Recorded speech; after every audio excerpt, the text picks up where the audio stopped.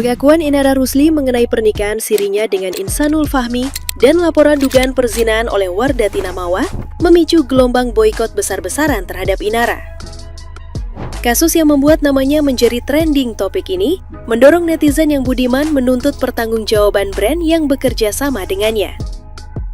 Salah satu merek yang terseret adalah Aisyah Hijab yang mengonfirmasi bahwa mereka telah menjalin kerjasama dengan Inara sebagai mousse untuk produk yang direncanakan rilis pada Januari 2026. Pihak Aisyah Hijab menjelaskan bahwa seluruh proses produksi, mulai dari pemotretan hingga penyelesaian aset foto dan video, telah selesai dilakukan pada September 2025. Namun, melihat derasnya pemberitaan dan situasi yang sangat disayangkan, Aisyah Hijab mengambil keputusan berat untuk membatalkan seluruh kerjasama tersebut. Pembatalan ini termasuk tidak akan menggunakan seluruh aset visual yang menampilkan Inara Rusli dalam publikasi produk mereka, sekaligus menyampaikan permohonan maaf atas ketidaknyamanan yang timbul. Nah, gimana nih menurut netizen yang terhormat? Silahkan berkomentar ya. Inara sedih. Inara minta maaf. Inara sedih bukan karena hate komen saya, melainkan hampir keseluruhan dari job membatalkan kerjasamanya dan reputasi Inara diambang kehancuran. Lantas, di manakah janji manis yang telah diucapkan oleh Insanul Fahmi untuk sukses bareng, bangkit bareng? Malah ambruk. Ternyata Inara baru sadar ya, kemarin ngegas, sekarang kesandung betul. Makanya sayang, jangan menggapal dengan laki orang. Wadidak, waduh, meledak nggak tuh? Inara Rusli, sosok perempuan yang kita lihat terlihat anggun, parasnya cantik. Apalagi dulu kita sangat-sangat kasihan melihat rumah tangganya hancur. Bahkan banyak masyarakat Indonesia menilai dirinya adalah korban. Akan tetapi sekarang berbalik. Wanita yang terlihat anggun dengan hijabnya, tapi kenyataannya, kelakuannya tidak jauh berbeda dengan mantan suaminya Firgaus. Inara Rusli lapor polisi dan istri sah lapor polisi, tidak peduli. Intinya si Inara ngedeketin suami orang. Kalau emang benar si cowoknya tidak punya istri, kenapa harus nikah siri? Harusnya nyewa gedung, nyewa hotel, kan banyak duit, kan pengusaha. Kenapa harus nikah siri? Kata si Inara, yang terjadi di dunia ini itu kehendak Tuhan. Hey bro, yang namanya pelakor itu bukan kehendak Tuhan, tetapi itu nafsu, ingin mendapatkan suami pengusaha dan kaya raya. Gitu aja kok repot kamu. Kalau emang benar si cowoknya mengaku saat PDKT tidak punya istri, harusnya kamu minta maaf kepada istri sah, sungkem-sungkem, bukan lapor polisi, malah memperkeruh suasana. Harusnya minta maaf biar nama kamu bersih, malah lapor polisi.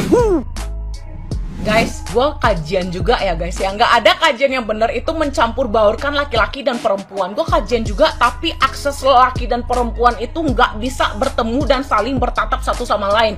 Dibatasi ya guys ya, ada pembatasnya. Cara menilai sebuah kajian itu benar atau enggak, lihat aja. Bercampur baur nggak antara laki-laki dan perempuan. Apalagi bisa sampai selfie, foto bareng kayak begitu. Udah deh, stop ya FOMO-FOMO ikut kajian-kajian. Pilih kajian yang benar, pilih guru yang benar. Kalian juga yang kajian tujuan kalian apa? Kalau misalnya kalian kajian untuk tebar-tebar pesona, kalian mending mundur. Ingat, kalian kalau misalnya pura-pura soleh, kalian bakal dapat yang pura-pura soleha juga. Innamal a'malu binniyat. Hati-hati. Kalian bisa menipu manusia, tapi nggak bisa menipu Allah. Pesan dari gue, ikutilah kajian yang tidak mencampur baurkan peserta laki-laki dan peserta perempuan. Jangan cuma lo kajian modus doang, pengen denger cinta-cintaan. Agama nggak cuma soal cinta-cintaan. Pada akhirnya, yang menjadi korban siapa? Perempuan. Yang akan selalu menjadi korban dari keganasan laki-laki, ya perempuan. Harga dirinya hancur, nama baiknya tercoreng, dan lain sebagainya. Makanya, jangan mudah percaya dan jangan mudah terpedaya dengan mulut laki-laki. Meskipun kagak semua lelaki begitu, tapi masalahnya modelan laki macam itu berserakan layaknya bulu jembut yang rontok. Jujur aja mohon maaf nih, gua harap si itu laki kagak dapet siapa-siapa, tidak mendapatkan keduanya. Gua berharap istri sahnya tidak lagi menerima tuh laki jadi lakinya. Begitupun Inara, mudah-mudahan Inara sadar dan tidak lagi menerima tuh laki jadi lakinya. Bahkan bila memungkinkan, setelah peristiwa ini jangan ada lagi perempuan yang mau sama tuh laki. Juga kenapa-napi, laki macam itu kagak bakalan sembuh. Meskipun rawat jalan, akan kambuh pada waktunya. Dan kalau ada pihak yang masih percaya sama aku berterima kasih. Gak ada yang masih percaya sama kau. Aku sinting setiap scroll TikTok berita kau najis. Mohon doanya kepada semua. Siapa yang mau mendoakan perusak rumah tangga orang, woi, gak sudi najis mendoakan pelakor. Cukuplah Allah sebaik-baiknya saksi. Ya, saking baiknya Allah itu sama istri sah, makanya lah dibukakan aib kau itu. Aku gak pernah gedek sama orang, tapi kalau udahlah sama pelakor perusak rumah tangga orang, naik sasakku mendidih rasanya. Apalagi kan kakak itu, istri sah itu orang Medan. Bersyukurlah kau Opet, lakinya itu kau Insang penyaring kotoran ikan itu. Bersyukurlah kau, bini kau itu orang Medan tapi tutur katanya macem spek bidadari. Cobalah kau dapat orang Batak macam kami nih, ya ampun, udah dicobek burung kau sama pelakor itu, tahu kau. Aku setiap scroll TikTok muka kau yang lewat sama muka si Birahi yang lewat, tiap detik aku amit-amit jambak baik, tahu. Takut kali aku anakku ini mirip sama kau Opet, mirip sama kau wanita Birahi. Mudah-mudahan lah ya kan anakku itu nurunnya sama si kakak bidadari ini ya kan, jangan sama si Opet sama si wanita Birahi ya kan. Bolak-balik pun kau minta poligami, kakak itu masih lembut menjawab cakap kau itu. Kalau udah sama orang Batak kau udah diterkam kau Opet.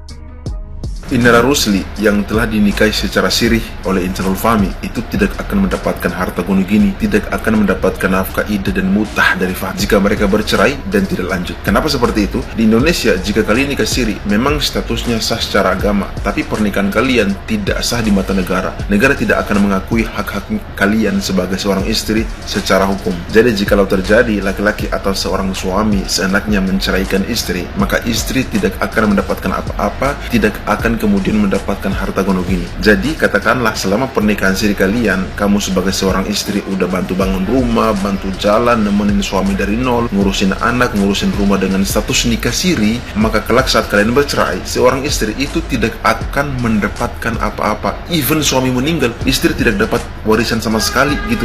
Nggak peduli mau sudah hidup bersama bertahun-tahun, ngurus rumah dan lain sebagainya, di mata hukum kalian tetap bukan siapa-siapa. Bahkan nafkah ida dan mutah secara hukum kalian tidak bisa tuntut. Dalam Islam, istri punya hak atas nafkah ida dan mutah. Tapi ingat, seorang istri tidak bisa tuntut jika secara hukum nikahnya tidak tercatat. Artinya masih nikah sirih. Jadi kalian nggak punya alat hukum untuk kemudian menuntut hak itu. Ini kita berbicara konteks hukum di Indonesia ya, bukan secara umum ajaran Islam. Karena kalau secara umum ajaran Islam, mau nikah siri atau nikah sah di mata negara, itu tetap kemudian mendapatkan sebagian warisan dari suami. Cuman karena kita hidup di Indonesia, di mana hukum menyatakan bahwa nikah siri itu tidak diakui secara hukum oleh negara. Artinya negara menganggap status pernikahan siri tidak sah untuk tujuan hukum perdata, termasuk pembagian harta dan warisan, karena status perkawinannya tidak tercatat. Maka teori pembagian harta bersama dari undang-undang perkawinan itu sulit diaplikasikan, sebab tidak ada dasar hukum yang bisa dijadikan bukti di pengadilan bahwa kalian suami istri secara negara gitu. Jadi di mata hukum negara, hak-hak istri siri itu sulit ditegakkan karena secara hukum positif tidak ada ikatan resmi, artinya tidak tercatat gitu. Jadi Inara mohon maaf nih, semua keputusan tergantung di tangan Fahmi, mau cerai dan gak dapat atau resmikan secara hukum. Cuman saran saya kepada Fahmi secara man to man, kalau saya ada di posisi Anda, saya akan memilih Mawah dan meminta maaf sebesar-besarnya untuk kembali bersama. Istri Anda yang nemenin berjuang bersama-sama dari nol, dia yang di usia mudanya rela melepaskan masa lajangnya demi hanya menjadi seorang istri dan mengabdi terhadap Anda, bahkan melahirkan anak Anda, bisnis Anda sukses. Apakah Anda tahu? Mungkin di setiap sholatnya dia berdoa kelancaran bisnismu, kelimpahan rezekimu, kesehatan jasmanimu. Semua istri itu pasti akan lakukan itu. Masa hanya karena perkara intonasi dan pemilihan kata sampai cari perempuan lain gitu? Intonasi dan pemilihan kata maksudnya gimana tuh?